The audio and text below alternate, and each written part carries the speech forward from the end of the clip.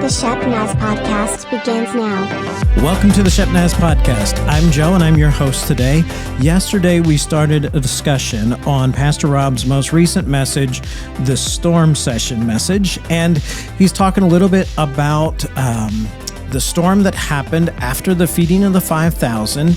Jesus had sent the disciples out on a boat, and he went off to pray, and then a storm happens. And we kind of are going to today see how Jesus responded to the storm that the disciples were going through. So welcome back in, Pastor. Yeah, great. Thank you. Good to be here. Yep. Yeah. So you did a good job catching us up. And so this is when, the disciples are out on the boat. Jesus sent them out. He comes walking to them on the water, freaks them all out because they're seeing this guy walk on the water, which is, that's not normal. And then Peter's like, hey, Jesus, if it's really you, then come, let me come out to you. And Jesus is like, come on. So Peter gets out of the boat, takes a few steps, looks around, realizes what he's doing, where he's at. He's like, oh, crud. And sinks, and then Jesus saves him.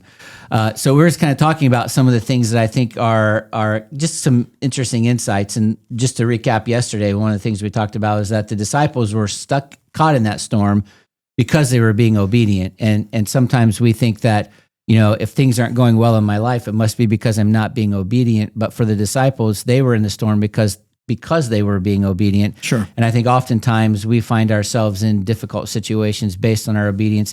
And we should never assume that just because things are going well, it also means I'm being obedient, because that could just mean that I'm being lazy and apathetic, or and I'm not willing to challenge or be obedient to what the Lord's calling us to do. But God uses these storms. And so a couple other things that I think were interesting insights to me as we were talking about this storm is so Jesus feeds the 5,000, sends the disciples across the lake. He goes up to pray. Then this storm comes up. And in Mark's version of the story, because this is in Matthew, Mark, and John, they all kind of have their perspectives on it.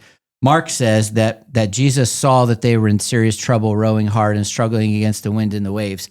And I think that's really cool, because what we know is that they were 3 to 4 miles out by the time Jesus got to them, because John says when they had rowed 3 or 3.5 miles, they saw Jesus approaching the boat.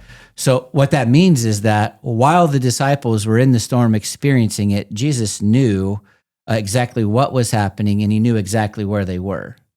And I just think that's really cool that Jesus didn't just send them off and I hope everything works out.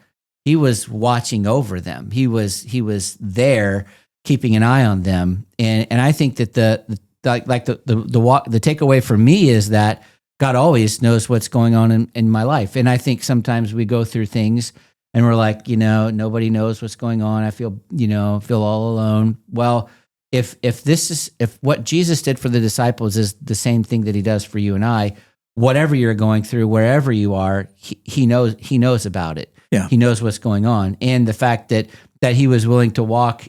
Here's the other thing. I think this is really cool. Jesus walked 3 or 4 miles on the water. I mean, these guys have been, it wasn't just like, we always see like 2 or 3 steps or whatever. Right. That's what we see. He walked 3 to 4 miles out to where they were, because they'd been rowing for 3.5 miles, 3 or 4 miles. And so, that's a pretty good little stroll, exactly. On hard ground, let alone to be walking on water. And then the other thing that I think is really interesting also is that Jesus saw them from far away. Like, he saw everything that was going on, but they didn't see Jesus until he got really close. Well, and to that point, even when they got really close, it seemed like they were still doubtful, because in the story, like in one of the accounts, it talks about, they weren't sure if they were seeing a spirit or what in the world they were seeing. And then, of course, Peter's call out to him is, if that's really you. Yeah, still wasn't sure. So if that is really you, then. Yeah. Well, I love the idea that that Jesus saw them. I love it that Mark said it like that. I mean, he literally says he saw that they were in serious trouble, and to me, I know that Jesus was a few miles away when he saw that, so he was 100% connected. And I think that sometimes when we go through stuff, at least this is how I am sometimes. If I'm going through something, and I sometimes feel like I'm the only one, like nobody knows.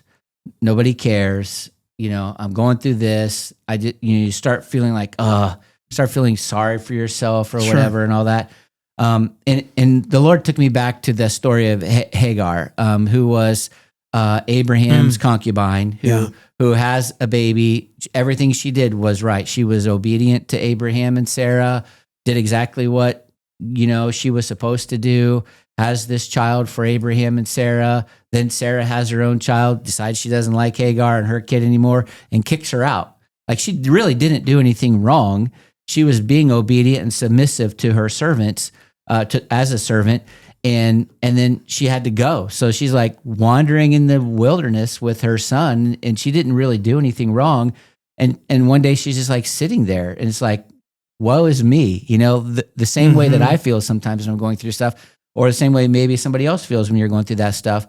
And then the Lord comes to her and says, I see you. And it's interesting. That's an interesting phrase. I hear people say that sometimes, like, I see you.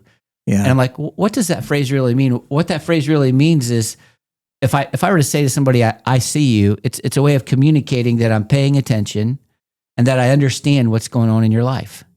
Yeah. And Hagar, like, oh, God sees me. And literally she gives God a name.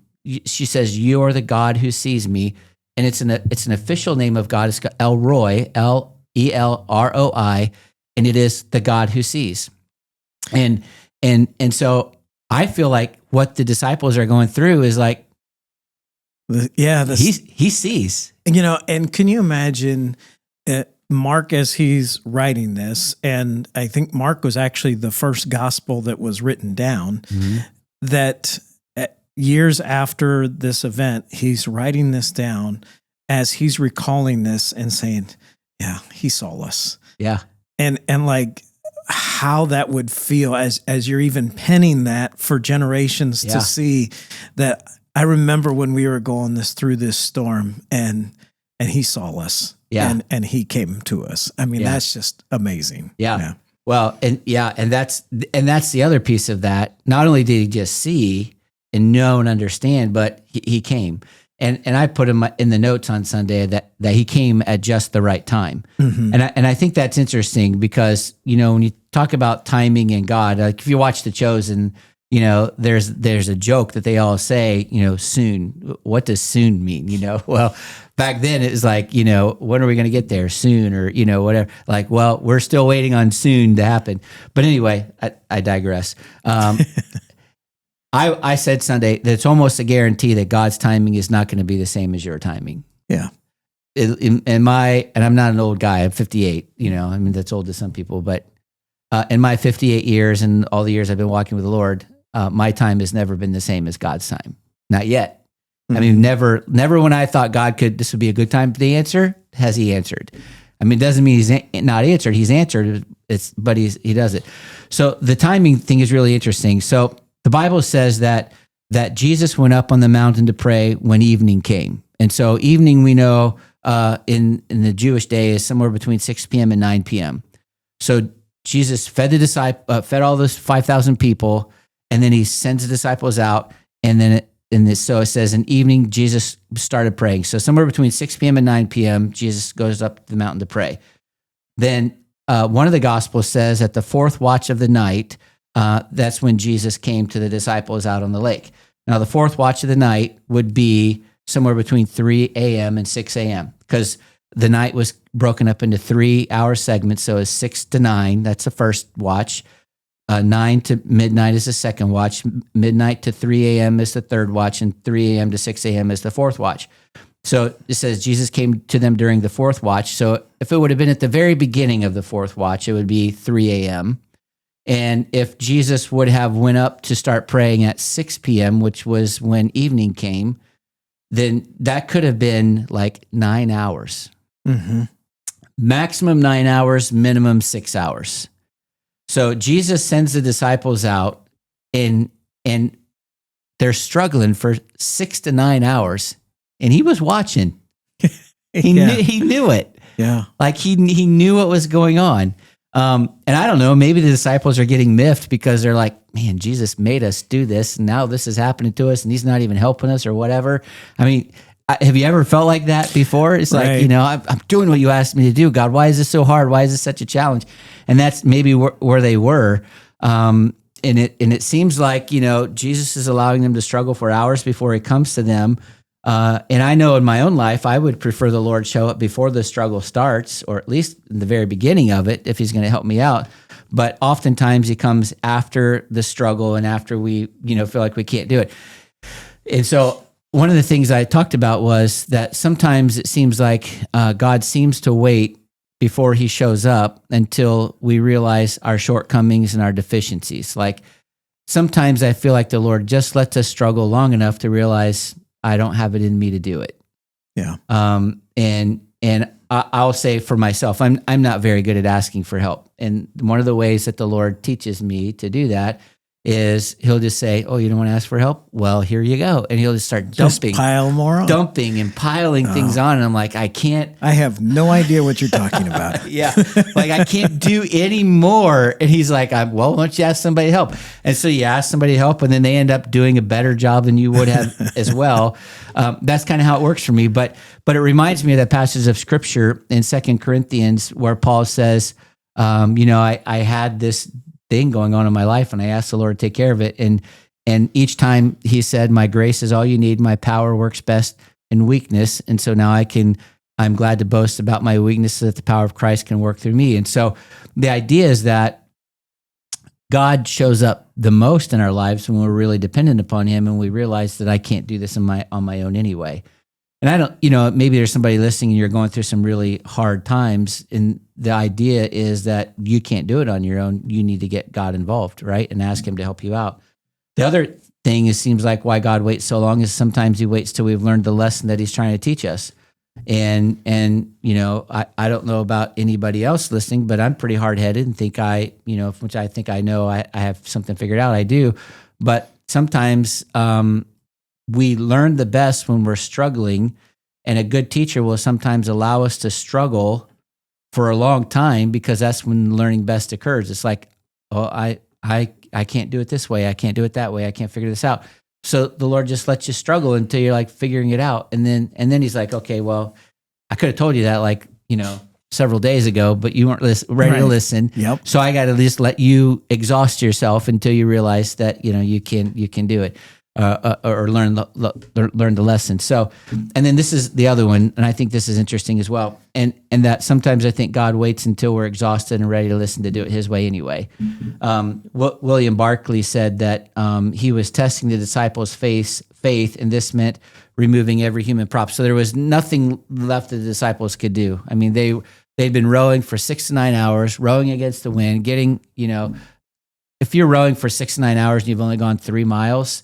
And you're a fisherman, you're like, you got issues, you know, there. Right. And so it was a serious deal. And these guys were probably just exhausted.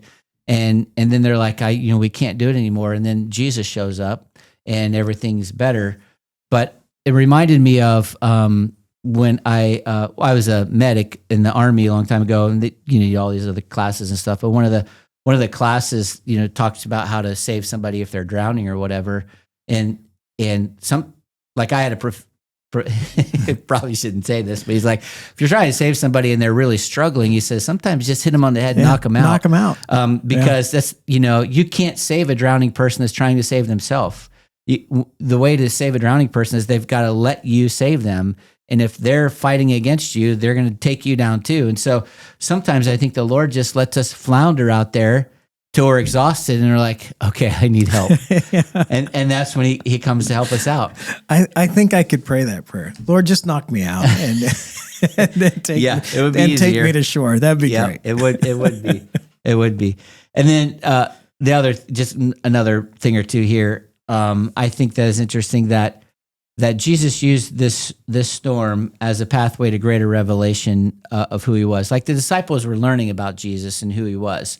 And there had only been a few miracles up to this point. But, you know, when Jesus comes out walking to them on the water, I mean, they're getting a broader revelation, a broader picture of who Jesus really is. Like this guy, you know, he's got power over nature. You know, we just saw him feed 5,000 people.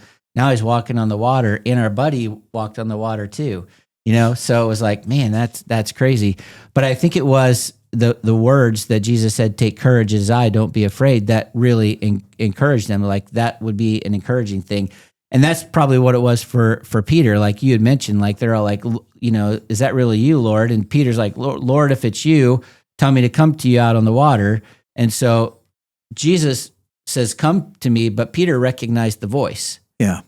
And in his defense, I mean, he got out of the boat and walked. And I think Peter gets a bad rap sometimes. We talk about him like, what a bad guy, He started looking at everything else. But as far as I know, there's only two people ever walked on water. It's Jesus and Peter. Right. The other 11 are still in the boat. Exactly.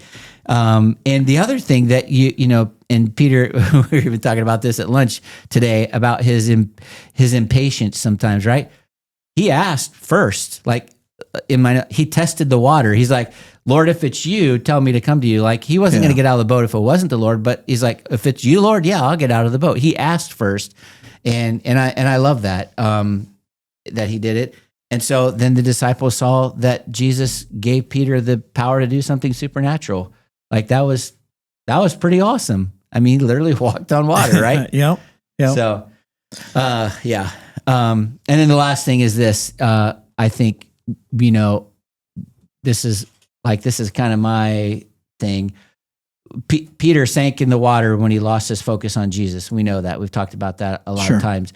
But Peter took the risk with Jesus. Like he's like, Jesus, can I come to you? And Jesus is like, yeah.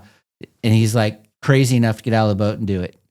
And I love that. And I just feel like that, like I want to be in my own life, I want to have the kind of courage and faith that Peter had. Like if I hear Jesus' voice, I'm going to go.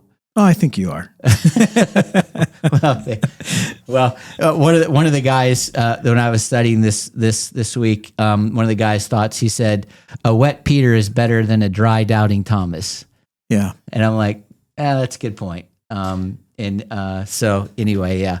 And then the other thing that I think was really important, I keep saying a lot of things, but there's so much in this. But when Peter did take a risk and get out of the boat and he failed and he sank, they also saw that Jesus was there to pick him up. Yeah.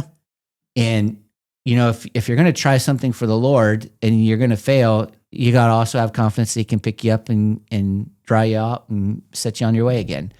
And I think that's a huge thing. Well, a couple of quick things. How many times have I said that in this? A couple times. I'm going to give you three more things. All right. One Sounds more. good. First one is this, that I think, when it comes to final thoughts or next steps, that we can move forward with confidence in the promises of God.